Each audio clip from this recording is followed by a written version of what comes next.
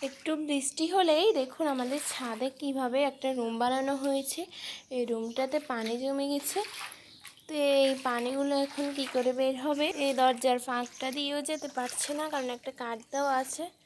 আমি তাই সরিয়ে দিচ্ছি এই কাঠটাকে।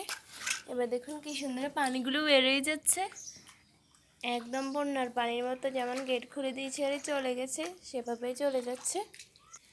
আর এদিকে আমাদের ছাদে বৃষ্টি হলেই দেখুন এই পাইপের মুখটা বন্ধ হয়ে পানিগুলো যায় না। আর তাই আমি পানি খুলতে ছাদে এসেছি। এই পাইপটা এভাবে খুলে দিতে হয় যাতে করে পানি চলে যায়।